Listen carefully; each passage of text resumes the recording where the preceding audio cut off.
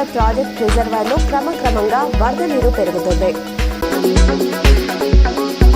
శ్రావణ మాసం పురస్కరించుకొని ప్రతి సంవత్సరం మాదిరిగా కృష్ణాష్టమి, జన్మాష్టమిని మన బోధన్ పట్టణంలో గల శ్రీ మారుతి మందిరం దేవాదాయ ధర్మాదాయ శాఖ శనివారం నాడు శ్రీకృష్ణాష్టమి, గోపూజ మరియు గోపాల కాల్వ అంటారు. దీన్ని ఉట్టి కొట్టడం ఇట్టి కార్యక్రమం నిర్వహించడం జరిగింది.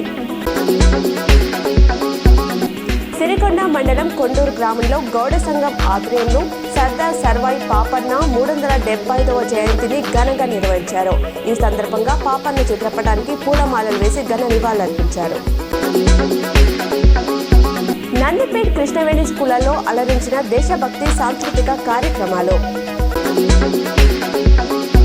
విద్యుత్ నగర్లో బ్రహ్మకమలం సంవత్సరంలో ఒక్కరోజు జూలై లాస్ట్ నుండి ఆగస్టు సెప్టెంబర్ రోజు వరకు వికసించవచ్చు.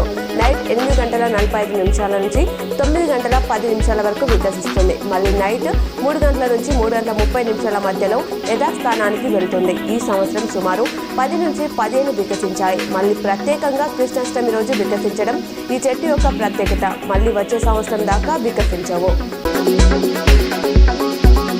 నడిపల్లి తాండాలో ఘనంగా తీజ్ పండగ బంజారా పెళ్లి కాని యువతులు ఇష్టంగా జరుపుకునే పండగ. ఈ తీజ్ పండగ అని పెళ్లి కాని అమ్మాయిలు 9 రోజుల పాటు నియమనిష్టలతో అమ్మవారికి కొలుచుకుంటారని, పురాతన కాలంలో జగదాంబదేవి శివుని ప్రసన్నం చేసుకోవడానికి వ్రతం చేసిందని, అదేవిధంగా బంజారా అమ్మాయిలు మంచి భర్త కోసం ఈ వ్రతం చేపడతారని ఆనాదిగా వస్తున్న ఒక ఆచారం. తాత ముత్తాతల నుంచి వస్తున్న ఈ ఆచారాన్ని బంజారాలు నియమనిష్టలతో జరుపుకుంటారని గ్రామ పెద్దలు తెలిపారు. రాష్ట్రంలో భారీ వర్షాల పట్ల అధికారులు అప్రమత్తంగా ఉండాలని, అవసరమైన చోట ఎన్డీఆర్ఎఫ్, ఎస్డీఆర్ఎఫ్ బృందాలను ముందుగానే మోహరించాలని అధికారులకు ఆదేశించిన సీఎం రేవంత్ రెడ్డి.